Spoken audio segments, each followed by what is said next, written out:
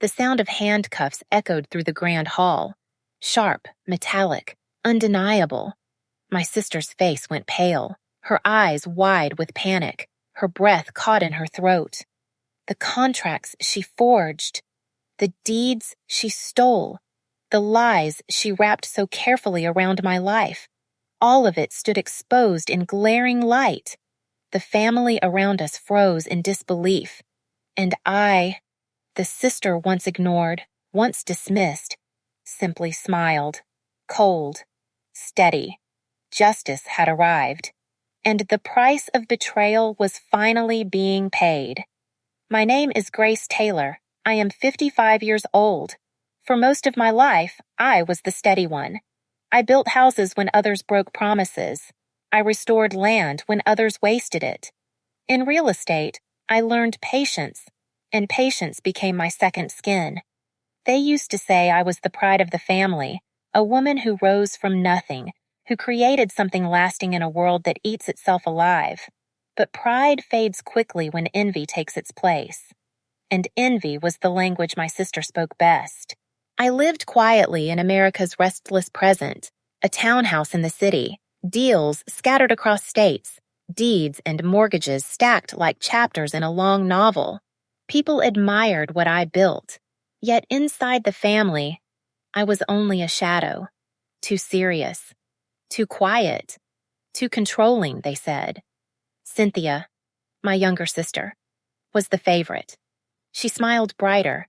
She charmed faster, and always seemed to find forgiveness when I only found silence. Still, she was blood. I trusted her more than I trusted anyone else. The first crack appeared so small I nearly missed it. A notice in the mail. Routine. Harmless at first glance. Property taxes on one of my houses had been redirected to an address I did not recognize. I thought it was a clerical error. I even laughed to myself. The system is never perfect, I told myself. But that night, as I lay in bed, something gnawed at me. It felt like a door creaking open in a dark hallway. Then came the call from the bank. The manager's voice was polite, cautious, careful not to alarm me, but every word struck like a hammer. "We've received updated authorizations, Mrs. Taylor new signatories. On your accounts." My chest tightened. I asked him to repeat it. He did. A power of attorney, notarized, filed, everything perfectly in order. I demanded the documents. When the scans arrived, I stared at my own name signed in ink that was not mine. My hand did not shape those letters. My breath froze. And below the seal, Harold Green, a lawyer known in real estate circles, a man who lived in shadows, whose smile never quite reached his eyes. The truth cut through me. Someone had stolen my hand, and they had done it with help. I went to the county office. The clerk, kind but uneasy, pulled up records on her screen. Deeds refiled, titles shifted, properties routed through a trust with a clean, harmless name. A ghost holding my life in its palm. My pulse quickened. I leaned closer, scanning every line. And there it was. The trustee's name. Cynthia Taylor. My sister. My own blood. When I called her, my voice trembled, but I kept it steady. She answered too quickly, too easily. Her tone was sweet, almost amused. "Grace, you always worry too much," she said. "You hate the paperwork. I made it easier for you." I whispered her name, just her name. Silence stretched between us. Then she laughed softly. "You should be proud. You taught me how the game works. I just learned to play it better." I hung up, my hand shaking, my chest hollow. The air around me felt heavier, as if every wall in my house leaned closer, pressing down. The sister I raised, the sister I defended, the sister I trusted, had carved out my life with a pen stroke and a forged smile. The family whispered soon after. They believed her story, not mine. They said I was tired, confused, paranoid. "Grace, maybe it's time to rest," an aunt told me. Rest, as if sleep could erase betrayal, as if closing my eyes would bring back the deeds, the accounts, the years of work.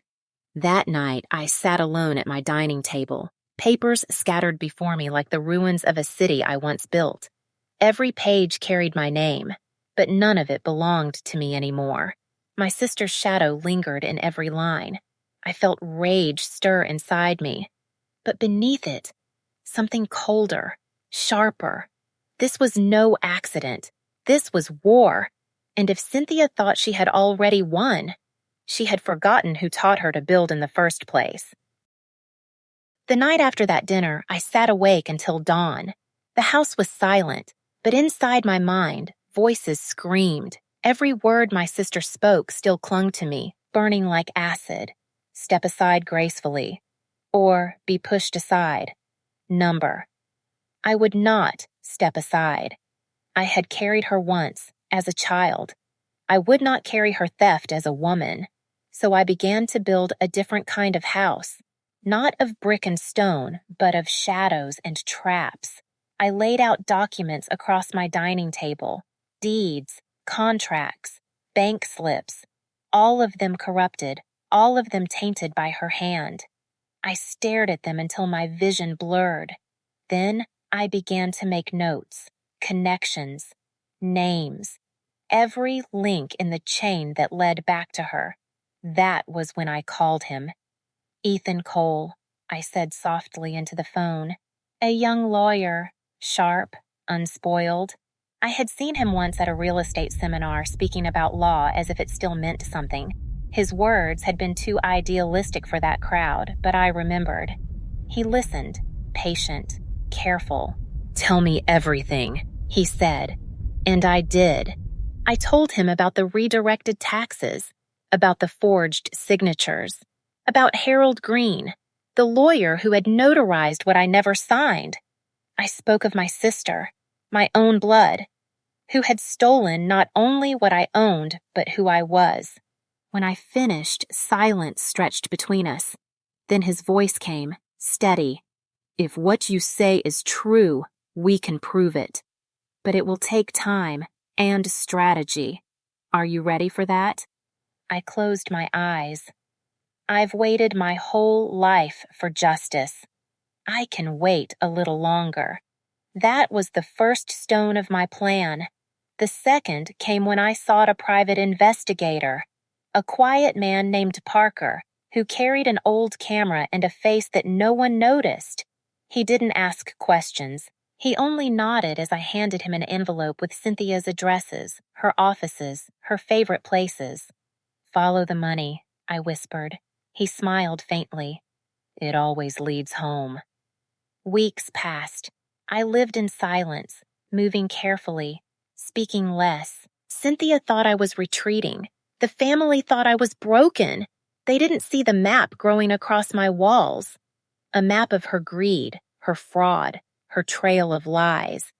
The investigator sent me photographs. Cynthia slipping into late-night meetings, exchanging envelopes with Harold Green, signing papers under different company names. Each picture was a nail. Each nail ready for the coffin she was building for herself. But I knew I couldn't just expose her. Not yet. Number. I had to make her believe she had won. So I created Silver Creek Holdings, a company that didn't exist until I breathed it into life. Papers filed, accounts opened, a website polished enough to shine. To Cynthia, it would look like a dream, a new investor eager to partner with her, a golden opportunity. I remember the first time I spoke to her through that disguise. She answered the call, her voice smooth. Miss Taylor, she purred.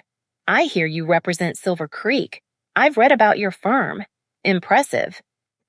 I smiled, though she couldn't see it. We admire your vision, Cynthia. We'd like to discuss an investment, something significant. Her excitement was impossible to hide. The hook was set, but beneath my calm, there was fury. Every word I spoke was dipped in memory. Of nights I starved to feed her. Of mornings I worked while she played. And now, I would feed her something new, a taste of her own poison. Still, revenge is not a fire you throw wildly. It is a fire you feed carefully, log by log, until the flames are high enough to consume. I worked with Ethan in secret. We drafted contracts real on the surface but laced with traps. We placed clauses she would overlook but the law would not. We planned wire transfers marked for review. We prepared every step so that when she signed, she would be writing her own sentence. At night, I stared at her picture, a family portrait from years ago, her arm looped around mine, both of us smiling, our faces so alike it hurt. I whispered to it quietly, "You should have remembered who taught you how to fight." In public, I played the role she wanted, the weary sister fading into silence. I let her boast. I let her mock. I let her believe she had broken me, and in the shadows, I sharpened my knives. This plan was not just about reclaiming deeds or money. It was about something deeper, about showing her that betrayal has a cost, about proving that even the quiet sister, the one everyone dismissed, could strike harder than anyone imagined. The pieces were falling into place. Soon, she would step into the trap, and when she did, the sound of handcuffs in that glittering room would no longer be a dream of justice. It would be real. It would be the sound of my revenge. The night I realized the truth, I did not sleep. Papers were scattered across the dining table. Contracts, deeds, account statements. Each page a reminder of what had been stolen. I stared until the letters blurred. My sister's name sat where mine once belonged. My blood roared in my ears. But grief is only the first stage. After grief comes clarity, and with clarity comes strategy. I picked up the phone. My hands were steady now, though my heart pounded. The line clicked, and a calm, young voice answered. Ethan Cole speaking. I remembered him from a seminar months earlier, a lawyer in his 30s, sharp eyes, a voice that carried conviction. He had spoken about the law as if it still mattered. That memory was enough. Mr. Cole, I said quietly. My name is Grace Taylor. Someone has stolen my life, and I need your help to take it back. Silence on the line. Then his voice, firm. Tell me everything. So I did. Every forged signature, every redirected account, every whisper of betrayal. I told him about Harold Green, the lawyer who notarized the impossible, and Cynthia, my sister, the hand behind it all. When I finished, I expected doubt, but his answer was simple. If you are willing to fight, Mrs. Taylor, I will stand with you. Those words lit a spark inside me. For the first time in weeks, I felt less alone. Still, one ally was not enough. I needed eyes, shadows to follow shadows. That was when I found Parker, a private investigator whose face you could pass 100 times without remembering. He carried an old camera, lenses scratched from use. He asked no questions, only nodded when I handed him Cynthia's addresses and her office schedule. Follow her, I said. Every meeting, every handshake, every secret. His reply was quiet, almost amused. The truth always leaves footprints. I'll find them. Days blurred into nights. Parker's photographs arrived in plain envelopes slipped under my door. Cynthia with Harold Green in dimly lit restaurants. Cynthia signing papers under new company names. Cynthia counting envelopes thick with cash. Each picture was proof. Another nail waiting for the hammer.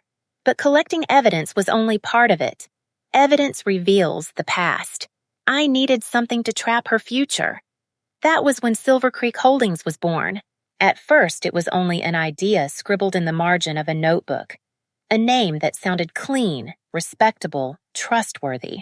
Within days, it had a website, a rented office address, even a receptionist who existed only on paper.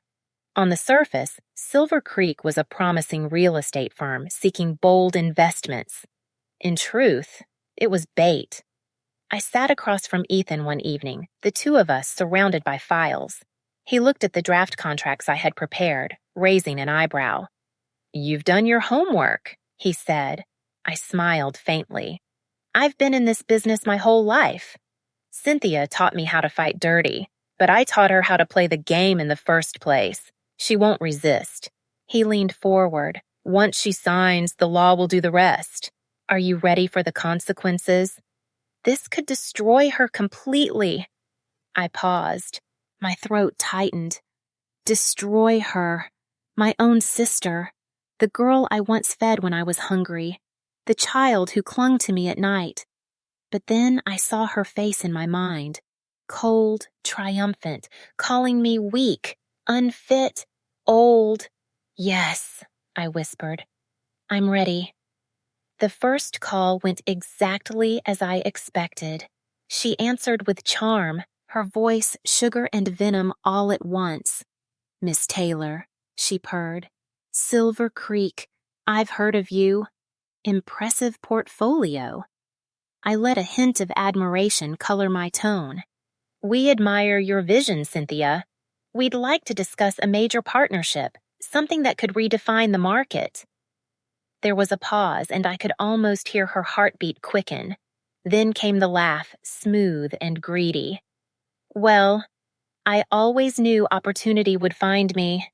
Let's talk." I ended the call and sat in silence, staring at the city lights outside my window. My plan was in motion. Cynthia thought she had taken everything from me. She thought I was broken, finished, erased. But what she didn't know was that I had rebuilt myself into something she would never see coming. This was no longer about property or money. This was about truth, about betrayal, about justice. And when the trap closed, it would not only expose her crimes, it would end her reign. Rumors began to stir, faint at first, like wind under a door. Cynthia had always been quick to sense danger. She smelled suspicion the way others smelled smoke. When she heard my name at a property auction, when she learned I had spoken quietly with a banker she thought she controlled, her instincts flared. She became restless. I could feel her eyes on me even when she wasn't there. Calls that once came daily slowed. Invitations to gatherings arrived late or not at all. She was circling, testing the air, wondering what I might be doing in the shadows. And then came the dinner. A gathering meant to celebrate one of our cousins' anniversaries, but Cynthia turned it into a stage. The room was dressed in warmth, chandeliers glowing, wine glasses catching light, silver clinking in soft rhythm. But underneath, I could feel the current pulling. Everyone waiting for her to speak. Everyone ready to laugh when she did. She stood, glass in hand, her smile perfect and poisonous. "To growth," she declared, "to boldness, and to those who know when their time has passed." Eyes shifted. They landed on me. She didn't stop. She never does. "Grace." Her tone turned smooth, almost affectionate. "You've had your run. But let's be honest, your time is over. No one remembers the little houses you fixed. The world wants vision now. It wants daring. You can't play this game anymore." Laughter rippled, uneasy but complicit. Some glanced down at their plates, others at their wine. My face burned, but I forced it into stillness. I placed my fork down, folded my napkin with deliberate care, and smiled faintly. "Perhaps you're right, Cynthia. Perhaps the world has moved on." The table relaxed. The tension slipped into amusement. She smirked, believing she had silenced me. But inside, I was taking note of every word, every insult, every smirk. Her arrogance was writing its own evidence, and arrogance blinds. A blind opponent is easiest to trap. I let her have her victory that night. I let the family nod and laugh and whisper. But when the house grew quiet again, I spread Parker's photographs across my desk. Cynthia with Harold Green in dimly lit offices, Cynthia signing under false company names, Cynthia shaking hands with men who never showed up on any official record. Each photograph was a blade, each file a chain. I was building a cage, bar by bar, around her. But then came the knock. It was late, the hour when the city falls silent and even shadows sleep. A soft, hesitant knock. Not a neighbor, not a friend. Something else. When I opened the door, Daniel stood there. My nephew, her son, 25 years old, tall but uncertain, shoulders tight with conflict. His eyes darted toward the floor before meeting mine. "Aunt Grace," his voice trembled. "I need to talk to you." I stepped aside. He entered quickly, shutting the door behind him as though the night itself might be listening. He stood there, hands in his pockets, eyes restless. "I know what she's doing. I've seen the files." My heart stopped. "What files?" His words tumbled out. "She's falsifying statements, inflating values, shifting money into shell companies. I saw the drafts on her laptop. She leaves them open sometimes. If the government ever audits her..." He paused, swallowing hard. "She's finished." I studied his face. The boy who once sat at my table drawing houses with crayons. The boy I had walked to school when his mother was too busy. Now a man, torn between loyalty and truth. "Why are you telling me this, Daniel?" I asked softly. His eyes filled with something I had not seen in a long time. Sincerity. "Because it's wrong. And because you're the only one who actually cared for me when she didn't. You're my family too." Emotion welled in my chest, hot and sharp. I placed a hand on his arm. "If you step onto this path, Daniel, there is no turning back. She is your mother." "Nay." His jaw tightened, his voice steadied. "And you're my aunt. You raised her once. You raised me too. I can't stay silent anymore." We sat together at my table that night, the same table where I had once spread deeds and maps of properties. Now it was covered in shadows, copies of files Daniel had stolen, spreadsheets twisted into lies, contracts with falsified numbers, evidence of fraud too large to bury. Each line he showed me was another crack in her empire, each document a confession written by her own hand. The tension in my chest coiled tighter. Because now, it wasn't only me against her. Her own son was in the shadows with me. At the next gathering, Cynthia's mask began to slip. I could see it in her eyes, the darting suspicion, the smile too wide, the laugh too loud. She scanned the room, reading every face. And when her gaze met mine, it lingered. Colder, sharper. She approached me in the hallway, perfume cloying, heels clicking against marble. Her voice was low, venom hidden beneath velvet. "You think I don't see you, Grace? Stay in your corner, or I'll make sure you regret it." I held her stare, my voice steady. "You've already made sure of that." For the first time, her smile faltered. The mask cracked. Fear, small but real, flickered across her eyes. She walked away quickly, but her shoulders were rigid, her steps too sharp. That was the moment I knew. She was no longer just suspicious. She was afraid, and fear makes people reckless. Her empire was trembling, the walls were shaking, and soon they would fall. The hunt began to shift. Cynthia was clever, always had been, but when fear creeps in, clever turns vicious. She started calling in favors, gathering people whose faces I did not know. I could feel them around me. Cars that lingered too long at the corner of my street, strangers who looked away too quickly when our eyes met. The hairs on my neck stood every time I stepped outside. I knew she had set shadows to follow me, and in their shadow work, they found something. Silver Creek Holdings, my mask, my creation.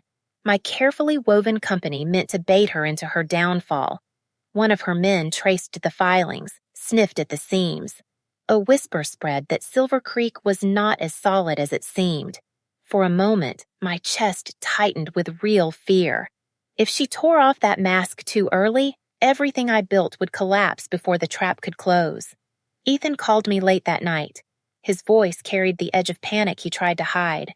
"She suspects," he said. "If she digs any deeper, Grace, the company won't hold."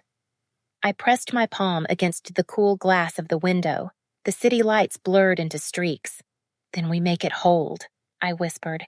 "Every lie must look real until the truth arrives." Still, the pressure grew heavier each day. I felt her circling closer, like a hawk watching prey that refuses to cower. Then came the night of the family gathering, the night everything cracked. It was supposed to be a celebration, an anniversary dinner for a cousin, but Cynthia was not one to waste a stage. She shone under the chandeliers, her dress glittering like armor. The family buzzed around her, laughing, praising, blind to the venom curled inside her smile. I sat at the far end of the table, quiet, observing. She raised her glass, her voice carrying across the room. "To boldness," she declared. "To vision, and to those who know when it's time to step aside." The words landed heavy. The table turned toward me. She did not let the silence breathe. "Grace," she said, voice dripping with sweetness, "you've had your moment. But let's be honest, it's over. No one remembers the little houses you patched up. The world has moved on. You can't keep up anymore." A ripple of laughter rolled around the table. Thin, nervous, but enough. My chest tightened. Still, I forced my face calm, my voice soft. "Perhaps you're right, Cynthia. Perhaps the world has moved on." The table eased, laughter growing louder. They believed I had surrendered. She smirked, triumphant. But inside me, something stirred, something that refused to bow. She leaned closer, her voice sharp, meant only for me. "No one believes you anymore. You're finished." I wanted to scream. Instead, I stayed silent. It was not her words that cut deepest. It was the chorus that followed. My uncle's voice rang first. "Grace, you embarrass yourself." All these stories of theft, of betrayal. It's madness. Another cousin chimed in, harsher. "You've lost everything. Stop clinging to pride. It's pathetic." Their voices rose, echoing around the table. Judgment, mockery, condemnation. I sat there, surrounded by blood, but stripped of belonging. They had forgotten the winters I carried them through, the meals I bought when money was scarce, the houses I kept from falling apart so they could sleep under a roof. Now I was nothing but a ghost, a burden, a fool in their eyes. For a heartbeat, I broke. Their voices swarmed me, loud and cruel. The room spun. My throat burned with words I could not say. For a moment, I thought I would crumble right there into dust at their feet. But then, something inside me hardened. I remembered the girl I had been, 15 years old, carrying a child on my hip, cooking with empty cupboards, whispering bedtime promises to Cynthia so she wouldn't cry herself to sleep. I remembered the woman I had become, buying land when no one believed in me, restoring homes others called worthless, standing against banks, builders, brokers, and winning. And I remembered her voice, not long ago. "Step aside, or be pushed aside. Not this time."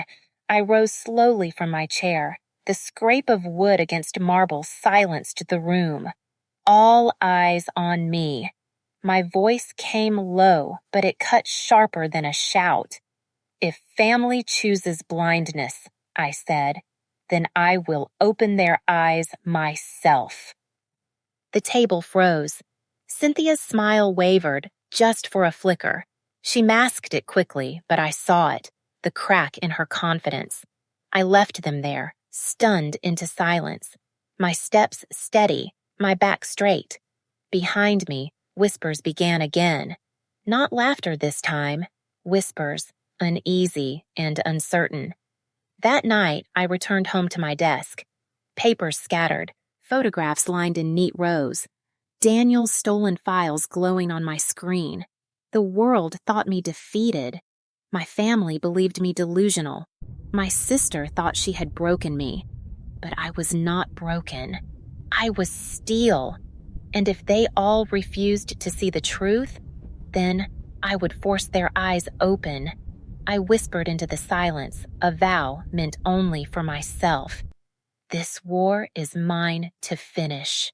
And when it ends, every lie will burn. The trap had to be perfect. One loose thread, one detail out of place, and everything I had built in silence would unravel. Cynthia was clever when cornered, but her greed, her hunger to be crowned queen, that was stronger than her caution. I would use it against her. For weeks, Ethan and I shaped Silver Creek Holdings into something irresistible. We built a company out of smoke and paper, but we dressed it in silk. A sleek office address rented by the hour. A receptionist's voice that answered calls with practiced warmth. A website filled with glowing numbers, fake photographs of developments that never existed. Each line of code, each printed brochure, another mask layered over nothingness. At the center of it all, a deal too tempting to refuse. A luxury real estate project worth millions promised to reshape the skyline. On paper, it was the kind of deal that turned names into legends. In reality, it was quicksand. Make the numbers shine, I told Ethan. He adjusted the contracts, sliding his pen across the clauses. Anyone who reads carefully will see the holes, but she won't read carefully. She'll only see the prize. The meeting was set in a penthouse high above the city. Glass walls, dim lighting, the smell of expensive wine in the air. Cynthia arrived in a tailored dress, Harold Green at her side, their eyes sharp and expectant. She scanned the room suspiciously. "No, Grace?" she asked. The Silver Creek representative, an actor Ethan had hired, smiled with the confidence of a seasoned salesman. "Mrs. Taylor, discretion is our policy. This deal is only for visionaries. Not everyone is brave enough to play at this level." I could almost hear her ego purr. She sat down, smoothed her dress, and leaned over the stack of documents. Her eyes lit up at the first page, the numbers bold, the promises louder. This is extraordinary," she whispered. She looked at Harold, and they exchanged a glance thick with greed. "We'll need to make some adjustments," Harold said cautiously. "Of course," the actor replied smoothly. "Silver Creek is flexible. We only ask for a small facilitation fee to speed the process along." He slid an envelope across the table. Thick, heavy. Cynthia's hand trembled slightly as she reached for it, but her smile was sharp and full of triumph. "Consider it done," she said. She signed her name across the contracts with bold strokes, each letter an anchor sinking her deeper into the trap. What she didn't see, what she couldn't see, were the tiny cameras hidden in the room. One in the vent above her, another in the lamp beside her, a third in the corner of the glass table itself. Parker, the private investigator, monitored every angle from the next room. His voice was calm through the earpiece. "She's taking it." Every move recorded. And Daniel, her son, my nephew, sat beside him, pale and shaken, eyes fixed on the screen as his mother sealed her own fate. His voice cracked as he whispered, "She doesn't even care, Aunt Grace. She doesn't care who gets crushed as long as she wins." My throat tightened. "Then let her win, Daniel. Let her win so completely that she never sees the fall coming." Hours later, the deal was done. Cynthia walked out of that room with Harold, her laughter echoing down the hallway. She thought she had claimed a crown. She thought she had proven she was untouchable, but her kingdom was already made of glass. That same night, Ethan worked quietly, his apartment filled with stacks of evidence. He organized the recordings, the falsified documents, the receipts from the so-called facilitation fee. Page after page, a case too perfect to deny. When the files were complete, he looked at me across the table. His expression was grave. Once I send this, Grace, there's no turning back. She won't just lose her deals. She'll lose everything. I closed my eyes. I saw her as a child again, clinging to me in the dark after our parents died. I heard her laugh at family dinners, carefree and young. For one fleeting second, pain pierced through my chest. But then I saw her face now, cold, triumphant, mocking me as too old, too weak. I saw the family turning against me, their voices sharp with judgment. I opened my eyes. Send it. He pressed the key. The files left the room in silence, flying into the hands of investigators who had been waiting for someone brave enough to speak. And somewhere across the city, Cynthia raised a glass of wine, celebrating her new empire. She didn't know the truth. She didn't hear the chains already closing around her.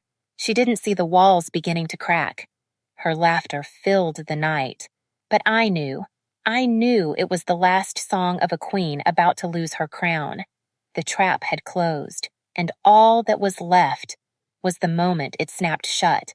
The night glittered like a crown. Chandeliers poured light across marble floors, waiters glided with silver trays, and the air buzzed with champagne and money. Cynthia had staged it perfectly, her night of triumph, her Thung Vu the Key. Guests filled the ballroom, dressed in jewels and silk. Politicians, bankers, distant cousins who once looked down on me, now circling her like moths to a flame. They called her visionary. They praised her bravery. Every word puffed her higher, swelling her into the queen she always believed herself to be. I stood at the edge of the room with Ethan, watching her move. She wore her triumph like a cloak, laughing too loudly, touching hands too freely. I could see the hunger in her eyes, the way she drank adoration like wine. When the music dipped, she lifted her glass. "Tonight," she declared, "we celebrate the deal that will change everything. A deal bold enough to rewrite this city's skyline. A deal that secures my name forever." Applause thundered. The family clapped too, eager to belong to her light. I saw uncles, cousins, aunts, faces that once turned away from me, now glowing with pride for her. I felt a pang in my chest, not of jealousy, of grief. Grief for the blindness of blood. She continued, her smile cutting like glass. "There is only one name the market will remember after tonight. Cynthia Taylor!" The hall erupted. Glasses clinked, cheers rang out, and then the screen behind her flickered. At first, the audience thought it part of her show, a clever reveal, a dramatic flourish.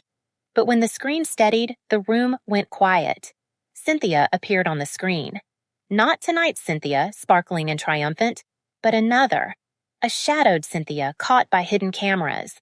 Her hand sliding an envelope of cash across a table. Her voice, low and sharp. "Just adjust the numbers. No one checks details when the profit shines." Gasps broke the silence. More clips followed. Cynthia with Harold Green, whispering over falsified contracts. Cynthia laughing, boasting into a phone. "Grace will never stop me. She's old. She's weak. This empire belongs to me." The ballroom froze. Laughter curdled into shock. She spun, eyes wide, her mask shattering. "Turn it off!" She shrieked at the staff. "Turn it off right now!" But no one moved. They were transfixed. I stepped forward, my heels steady against marble. Ethan followed, carrying the quiet authority of truth. "Good evening," I said, my voice slicing through the hush. Perhaps it's time the guests saw the real hostess of the evening. Murmurs swelled. Guests craned their necks toward me, recognition flashing in their eyes. Some whispered my name, almost with guilt. Cynthia's face twisted, rage rising from her throat. "Grace, you vile snake! How dare you crash my night!" The screen kept playing, contracts scrolling across, bank transfers tied to her accounts, recordings of her voice instructing Harold to falsify figures. I let the silence hang, then spoke. These are not my words. They're yours. Every lie you told, every theft you hid. Tonight, I return them to you." She staggered as though struck, then fury burned her pale face. "You hen halam, Grace. Landloot, born to you. You'll pay for this." I met her eyes, calm, unflinching. "Hen ha'u?" "No, Cynthia. I only returned to you what you gave me. You stole my life. Tonight, I give it back." Her scream tore the air. "Lies! All of it lies." She turned to the family, desperate, pleading. Tell them you believe me." But the family shifted uncomfortably. Their eyes darted between me, the screen, and her. Some looked down, ashamed. Others whispered, confused. No one moved to defend her. Then the ballroom doors slammed open. Men in dark suits poured in, their badges catching the chandelier's light. The music died. The air broke with commands. "Cynthia Taylor," the lead agent called, voice steady. "You are under arrest for fraud, embezzlement, and conspiracy." The room gasped. Glasses toppled. Someone screamed. Her wine glass shattered at her feet, red spilling across white marble like blood. Two agents stepped forward, hands firm. The metallic click of handcuffs echoed louder than the violins ever could. She struggled, shrieking. "Grace did this! She framed me! You're making a mistake!" The agents held her tight. "We have more than enough evidence, ma'am." "You'll have your chance in court," she thrashed, her voice breaking. "Grace, you destroyed me." I stepped closer, just enough so only she could hear. My voice was quiet, but it cut deeper than any shout. "No, Cynthia. You destroyed yourself. I only turned on the light." They dragged her toward the doors. Her heels scraped against marble, her fury spilling in curses and pleas. Around us, guests whispered in horror. Politicians excused themselves, fleeing before the scandal touched them. Investors muttered, angry, betrayed. And the family, my family, stood frozen, their pride collapsing into shame. I stood still in the center of it all, calm, steady, watching the empire she built on my bones crumble into dust. The crown she claimed was gone. The queen she pretended to be, dethroned before her court. And at last, the sound of justice filled the air. The sound of handcuffs. The gavel struck. The sound was sharp, final. Cynthia Taylor, guilty. The judge's voice carried through the courtroom, cold and absolute. Fraud, embezzlement, conspiracy. Words that stripped away her crown, one syllable at a time. She stood there, pale and trembling, her expensive suit suddenly nothing more than fabric on a broken body. For years, she had towered over rooms, speaking with arrogance, commanding attention. Now, she was just another name on the record of those who believed they were untouchable. The sentence was severe. Years behind bars. Assets seized. Reputation shattered. She gasped when the agents moved forward, cuffs snapping once more around her wrists. The same sound that had haunted my dreams now filled the air. Real, unrelenting. She cried out, her voice hoarse, desperate. "Daniel, please, tell them it's not true." But Daniel did not move. My nephew, once her pride, now stood apart, his eyes wet but resolute. He did not defend her. He did not look away either. He watched as his mother was led out, her pleas echoing into silence. That was her true punishment. Not only the cell that awaited her, not only the empire turned to dust, but the look in her son's eyes that once adored her, now filled with sorrow and disappointment. The newspapers devoured her. Queen of real estate falls in shame, fraudster heiress behind bars. Her photograph splashed across front pages, a face twisted between fury and fear. Our family whispered her name only in shame now. The same mouths that once called her brilliant now spat her out as a cautionary tale. Doors that once opened for her closed forever. Friends disappeared, investors erased her number. She was no one. That was the price. Not just prison bars, not just frozen accounts, but the hollow silence of abandonment. As for me, they tried to hand the empire back. Deeds, titles, control, all returned with respectful hands as if to apologize for ever doubting me. I signed the papers, yes, but I walked away from the palaces.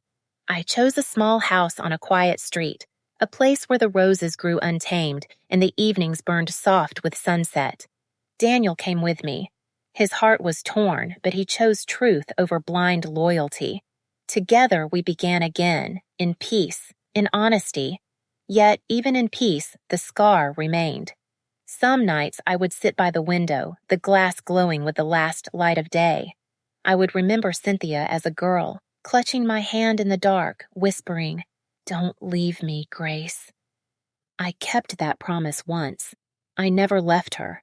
But she left me. She chose greed, betrayal, ambition over blood. And now, she sat behind bars, alone. That was the final price of betrayal. To lose not just wealth, not just freedom, but to lose the very people who once stood by your side.